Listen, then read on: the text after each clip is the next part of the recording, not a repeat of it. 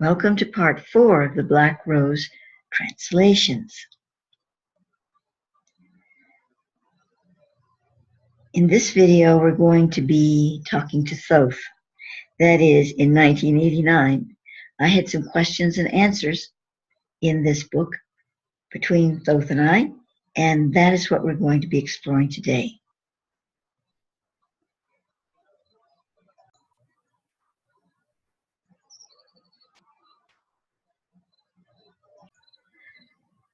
I thought it would be nice to bring Thoth into the picture, if he's the one that we're going to be talking with, I guess you could say.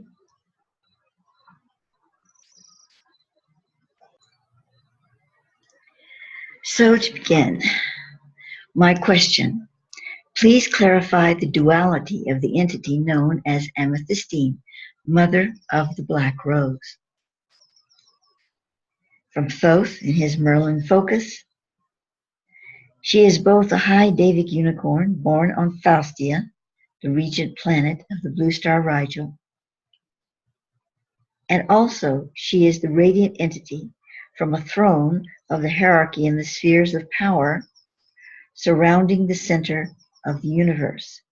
This entity is in the feminine polarity at all times, for she is the embodiment of the mystery of Eve. It is she who has chosen the form of a unicorn to bear the black rose, and it is she who has chosen Earth for this purpose. Now I'm going to pause here because years later, the woman clothed with the sun comes up from Thoth as the divine feminine. He's speaking about that symbology that's in the Bible representing this feminine Christ, the feminine Christ. So we can see Amethystine as representing the feminine Christ, or is that, and also as her offspring, but the offspring is a male. So the offspring is the Christed Davic energy coming through a male unicorn, I guess you could say. This is important because we're in this dualistic realm. As I've said before, that's not a negative thing. We just have to get it right. And we have an energy system. And in that energy system, we have positive and negative. And not negative as bad, but negative as the feminine polarity and positive as the masculine. So when we're reading this and we're seeing these Davic energies playing out these roles, we're also understanding it as a battery of sorts, a divine battery in which these energies are flowing into the Davic realm from the higher angelic planes, and specifically in this instance from the Christic universal field. So to continue, I asked the question, if the black rose is somehow a vessel for the Christ, then shouldn't this choice come from the Christ on Faustia, the incarnated Yeshua Christ on Faustia in the blue star Rigel? And Thoth speaks, only through the feminine shall the choice be made, for the Christ is both masculine and feminine. In Yeshua, Jesus, the Christ, was infused into the man. This was a unique occurrence. However, the Christ has overlighted other living forms without infusing, and this is to be so with the black unicorn, yet to a greater degree even than ever before. She of the radiant spheres is a divinity of Christ as well. Dogmatic Christianity does not encompass the truth of what the Christ truly is.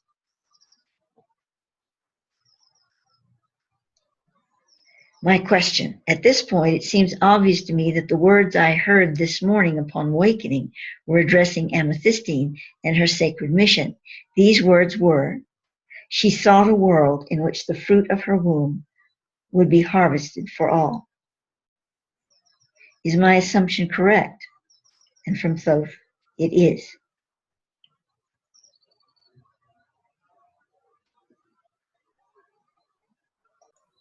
And then I ask him, and I'm going to paraphrase this, that I'm concerned about saying that Christ is a unicorn. You know, this kind of, at the time especially, kind of, I wasn't sure I wanted to say that outwardly. And of course, we're not really speaking again of the Christ, that aspect that entered Yeshua. We're speaking of a aspect of the universal Christ that is coalescing with the Davidic kingdom. Nevertheless, I was a little hesitant about, putting that in writing. I don't think I would be so hesitant now, but I was a little more circumspect in those days. So Thoth replies, many marvelous and magical things take place upon the earth and within it. A sparrow is privileged greater insight into most of these wonders than are the sons and daughters of men. If a seeker is most not ready to cast aside all previous conceptualizations wrought by the ages of men, then he or she is not ready to receive the kingdom of heaven. If those who divine are hesitant to become oracles, then they close the eyes of man to the day of the Lord. My question, because of certain factors that have emerged during this period of receipt of the Black Rose information, I feel that all this must tie in directly with the Archangel stone. Could you please verify this? The Archangel stone is a whole other topic. I have mentioned it before in my videos, and it is a very elusive thing, at least elusive to me, but it's some kind of a crystal that that is sort of a point between the Christ energy and the Luciferic. And remember, Lucifer is the twin ray of Christ and not a bad guy. That's another large topic. I'm not saying that Satan is good. I'm just saying Satan is not actually Lucifer. It's a whole huge topic. But the Luciferic energies have been directed to separate from the Christic because of certain archonic fields that have interfered with it. Again, a huge topic.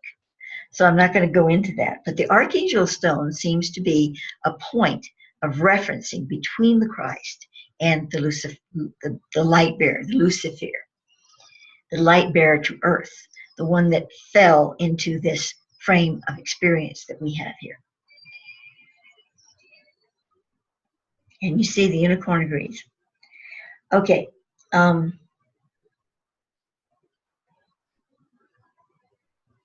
So I'm asking Thoth about this, and he says, this is so. The black unicorn, all black unicorns, have the ability to send a special signal into the crystalline grid of the planet, different from the standard signal of the white unicorns. This unique signal is needed to switch channels, so to speak, in the grid system. We will not go into the details of this process here, but the black rose, with its overlight of Christ focus, can and will alter the grid entirely over the lifespan of 10,000 years, enabling the planet to receive by the divine light number of completeness. This divine number is infused within the Archangel stone. Okay, when he's speaking of 10,000 years and the divine number, he's not necessarily speaking of our time frame here. While I did not know specifically about the New Earth Star and the ascension principles and all that at this time, I was beginning to get an idea about it, of some of the things he had said. So it's not like we have to wait 10,000 years before the planet ascends. I don't know how long we have to wait, but I certainly hope it's not that long. But he's speaking about other things that our time frame, because we have a lot of timelines going on here. And he's also calling it a divine number that is infused within the Archangel stone. And so as a divine number, we're talking about something far beyond our linear understanding.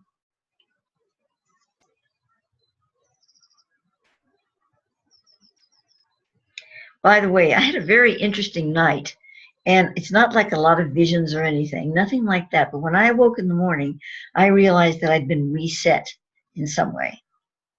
And that reset is also causing me not to speak very well. My brain is just on this other plane.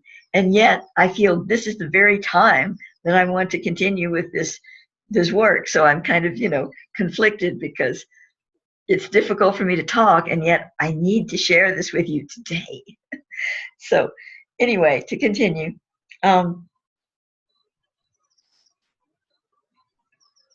My question, does the Archangel Stone have anything to do with the book I read after the first part of the Black Rose information was given to me upon Dolores's return? It is entitled The Green Stone by Graham Phillips and Martin Heatman.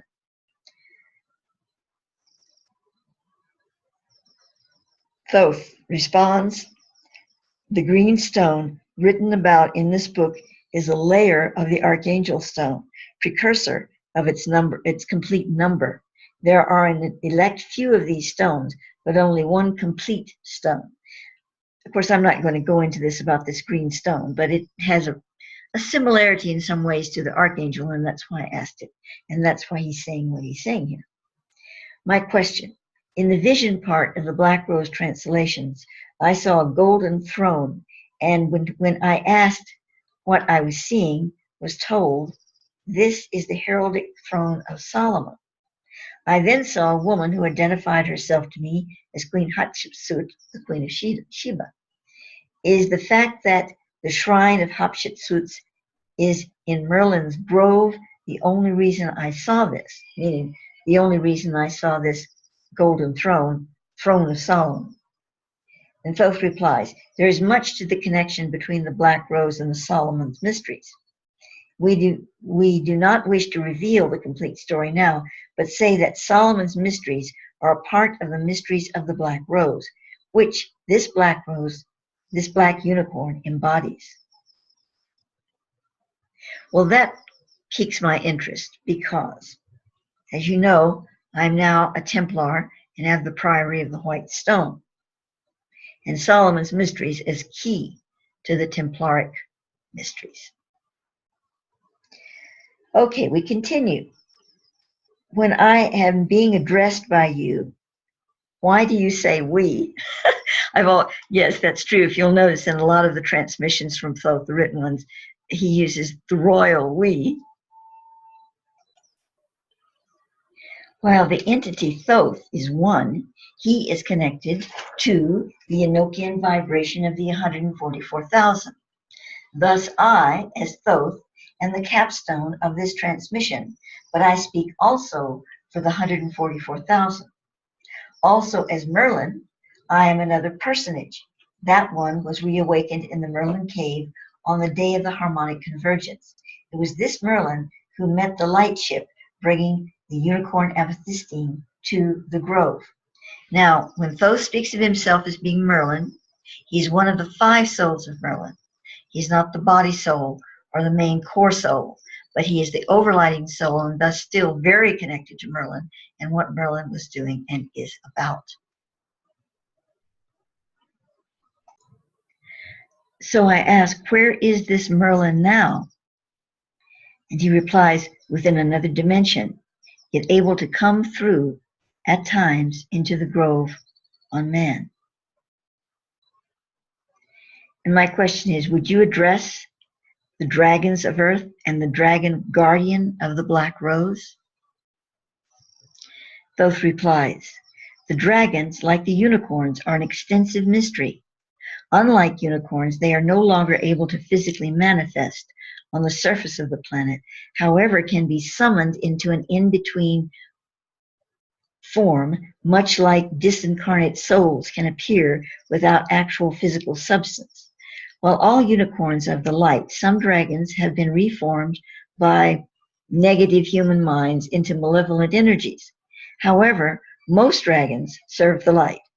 The actual dragon power is the primeval fire of elementation, which was the first created form in the center of the planet within the central sunatoma. Since that time, sentient thoughts have molded them into various forms, for again, unlike the unicorn, dragons are malleable. They can be shifted and changed in form and determination by the thoughts and powers of those mortals who delve into their mysteries. Dragon power is formidable, yet it in its pure form, and also its imaging through minds of pure intent. It is the divine movement of Earth's first consciousness. The dragon who guardians the black rose was formed into her present structure by a high priest of wizardry named Ipsilon. This priest later reincarnated as one of the 5 souls of Merlin. Ipsilon's dragon was redimensionalized by Merlin, and he named her Ismerald. The black rose is in need of great and tender guardianship, for all unicorns, while radiant with spiritual strength, are vulnerable upon the physical plane. The black unicorn to be born in the grove is the most vulnerable of all, and yet the most protected, for the Archangel Michael has set his minions to guardian him, as Merlin has his beloved Ismerald, who nurtured his children from the fairy queen, Heathglorin and Mercedes Adora. My question, you mean that Ismerald was a dragon nanny to Merlin's first 2 children? Thoth replied, she nurtured them. My question, back to the black rose, is there anything else you wish to add now? Belief and faith are the keys. Such is the message of all fairy tales. Of course, belief and faith. Faith, what is this? I cannot remember the quote. I love it, but of course I can't remember it, about the things unseen, you know. But belief is kind of like, first you believe something, and then you have faith in it. But what comes next? Inner knowing. He doesn't address this here because he's talking about the first 2 stages that bring us to the point where we can embed it in our being, and that is inner knowing. I ask, no, I don't ask here. I am saying, Thoth Merlin has requested that Panic-Skal members meditate and pray at the birth time of the baby unicorn. 6:51 a.m. March 31st on the Isle of Man is 12:51 a.m. Central Time, because we were in San Antonio then. Those in San Antonio plan to gather at the altar in my home, which Thoth had me create recently, and go through a ceremony with the unihorn wand. Offerings for the baby are lavender, amber in resin form, and ginger root. If any of you are able to obtain these substances, please use them in a candle burning ceremony of offering using your own guidance. It was stressed that it is also important to include Ismerald in such meditations, as she will gain in protection bonding with the black rose fawn through our focus upon this bonding. Panic-Skal is to be another nurturing guardian for the black rose. Thoth gave me a riddle for Panic-Skal, but most specifically for Lawrence and David in Scotland. The riddle is as follows. And this riddle, before I read it to you, really is for everyone at this point. You know, that was 1989. This is 2018. So this is open for everyone to feel in their being. So I'm going to read it to you.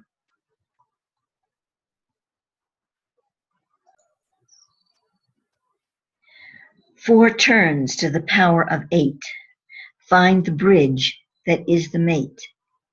Coffers full, resolve to time. Trace the path of the sacred 9. As he grows in lavender mist, silver bears he to a tryst. Gold is broken upon his brow, as heather bows before the plow. Lightning scores the 10 to 1, and with this stroke a circle done. Follow close the path of 9, seek ye there, and ye shall find. Bring the 1, the lightning born, to sacred ground beneath the horn.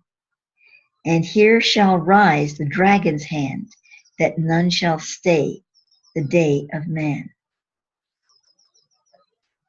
Now, there's also a unicorn riddle in the Unicornist book, but there seems to be no correlation between it and the above. However, I do quote it here. It may be, So here we go. This is from In the Pursuit of the Unicorn by Josephine Bradley. This is the quote that is in the Unicornist book. Its presence brings the brightness of lightning, the power of the thunderbolt, the softness of sudden summer rain. It is at once creature of the morning and beast of midnight. And so this concludes part 4 of the Black Rose translations. I keep calling them transmissions. I know, I'm sorry. They're supposed to be translations. Anyway, they're really transmissions too. So we're concluding part 4. And in part 5, we're going to go to some correlative research material, my commentary then on it, and my commentary now on it.